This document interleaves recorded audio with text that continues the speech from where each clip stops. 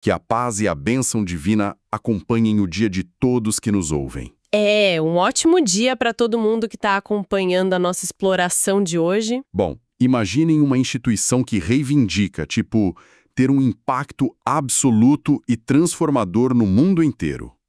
Mas que, por princípio, se recusa a ter um exército, a redigir leis civis ou até mesmo a cobrar impostos. É algo impensável para os padrões normais, né? Exato. E hoje a nossa análise aprofundada vai subverter totalmente a ideia comum que a gente tem de autoridade.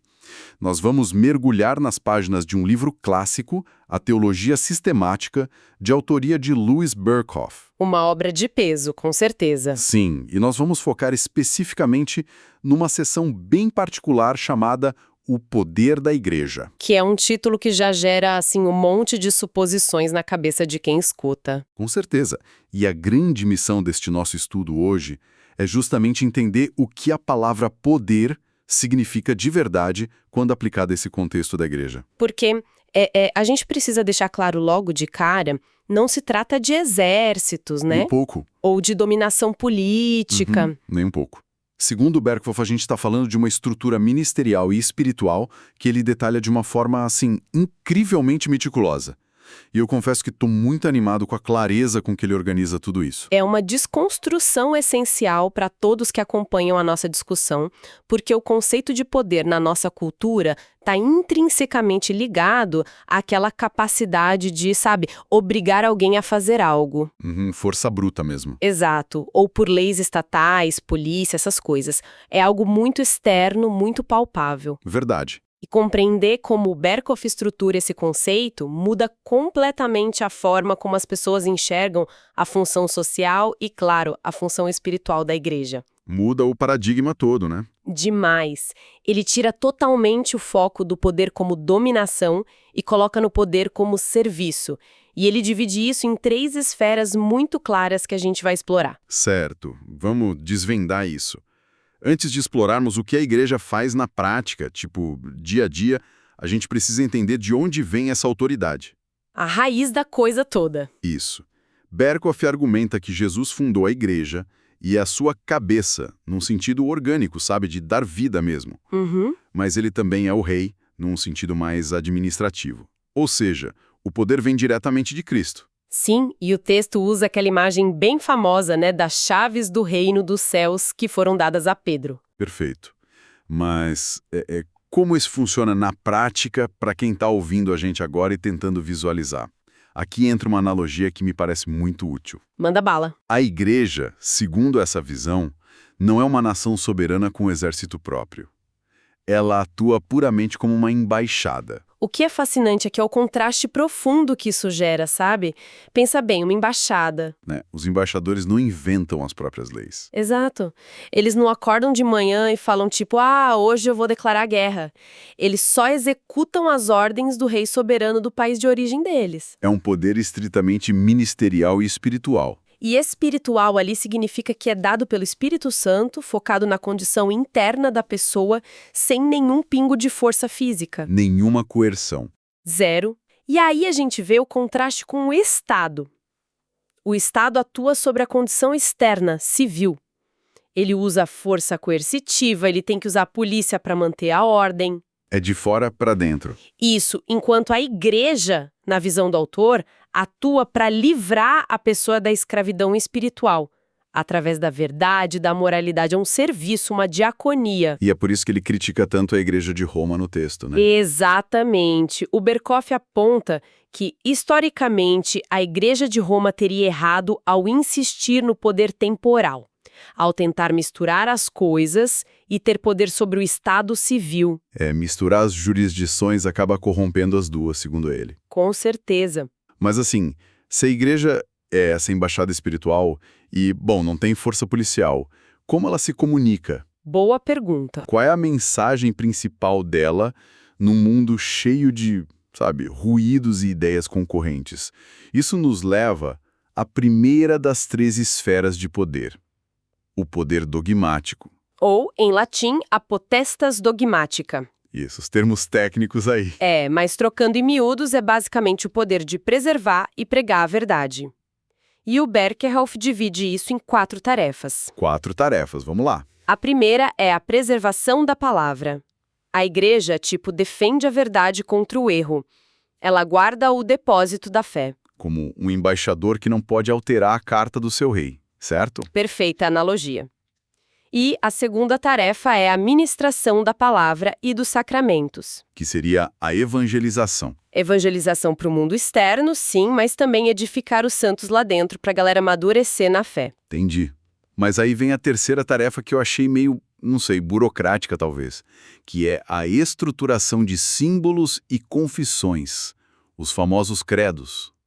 Se a igreja já tem a Bíblia, por que o autor insiste tanto em formular credos? Para quem lê isso hoje parece excesso de regra. Muita gente pensa assim mesmo. Mas o Berkhoff deixa bem claro que os credos não se igualam à Bíblia. A Bíblia é a autoridade máxima. Certo. Os credos, na verdade, surgem como muros de defesa. Aparece uma heresia nova, alguém distorcendo o texto, e a igreja se reúne para dizer, opa, pera lá, não é assim que a gente interpreta isso. Então é uma ferramenta de identidade. Exato. Combate heresias e dá contorno à identidade da igreja. O que nos leva à quarta tarefa, que é o cultivo do estudo teológico.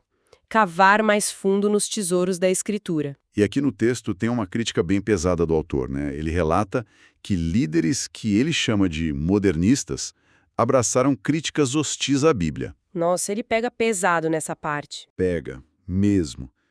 Eles tentaram adaptar a pregação às ciências, como sociologia, economia, psicologia. E o Berkhoff diz que eles acabaram perdendo a mensagem original. É aquela tentativa de ser relevante a qualquer custo, sabe? Para mim, fazendo uma analogia, é como um restaurante super tradicional que muda tanto o cardápio para agradar aos críticos de culinária moderna. Que perde a mão, né? Sim, eles começam a servir umas espumas esquisitas, nitrogênio líquido, e esquecem a receita do prato principal que fez a fama deles. Perdem a própria identidade. Se conectarmos isso ao panorama geral da obra, a gente entende por que ele é tão rígido. Para ele, a igreja não pode, de jeito nenhum, aceitar que governos ou ciências naturalistas ditem e que ela tem que pregar. A receita não pode mudar. Não pode. A mensagem precisa ser singular. O evangelho da livre graça. Se o restaurante parar de servir a comida que alimenta a alma, ele perde a razão de existir, entendeu? Faz total sentido. Mas vem cá. Ter a mensagem correta, o cardápio puro, digamos assim, não basta se houver o caos absoluto entre os membros. Com certeza. Onde tem ser humano tem problema. Né?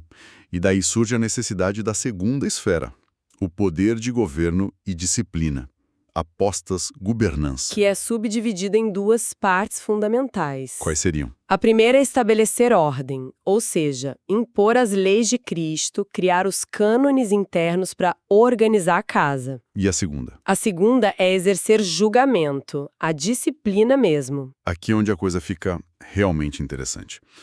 Porque o Berkhoff usa uma analogia muito boa. Ele diz que a disciplina é medicinal. Isso, ela tem um duplo propósito: executar a lei de Cristo para edificar o membro que errou e manter a santidade da igreja como um todo. Mas ele diz que pode se tornar cirúrgica. Tenta-se o remédio primeiro, claro. Mas se a gangrena do pecado ameaça o corpo todo, é preciso amputar. É uma imagem forte, né? Cirúrgica mesmo. Bastante. E como ele detalha isso? Porque tem diferença entre pecados privados e públicos no texto. Tem, sim. Para os pecados privados, ele usa o modelo de Mateus 18. São 3 passos. Primeiro, você vai lá e admoesta a pessoa em particular. Conversa no cantinho. Exato. Se não resolver, leva 2 testemunhas. E só se a pessoa continuar impenitente, o caso vai para o conselho da igreja. E os públicos? O pecado público é diferente.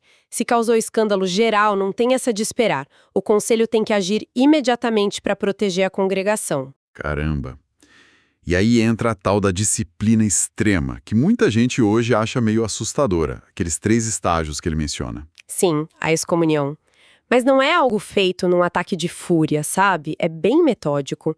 O primeiro estágio é a excommunicatio minor. Que seria o quê? A exclusão da pessoa da ceia do Senhor. É uma sanção espiritual grave, mas ainda interna. E se a pessoa não mudar de atitude? Aí vem os avisos públicos à congregação, de forma gradual, até chegar no último estágio, que é a excommunicatio major, a exclusão total da pessoa da comunidade. Nossa, é um corte drástico. É cirurgia de amputação mesmo. Mas isso levanta uma questão importante que o Berkoff critica fortemente nas igrejas da época dele. Qual crítica? A tendência de relaxamento disciplinar. Ele fala que as igrejas modernas focam apenas em ser agências missionárias, sabe? Querendo bater meta de crescimento, encher o prédio. Uhum. Agregar o máximo de gente possível. Só que elas esquecem que a missão é agregar indivíduos como santos. Tolerar o pecado impenitente lá dentro só para não perder membros destrói a santidade do grupo inteiro. É como ter o hospital lotado, mas ninguém sendo curado porque o diretor não quer que o médico dê injeção para não assustar o paciente. Perfeito, é exatamente isso. Agora, se a gente parasse por aqui, ia parecer que a igreja, na visão desse livro, é super fria, né? E há mesmo, só dogma e bisturi. Dogma estrito e disciplina severa.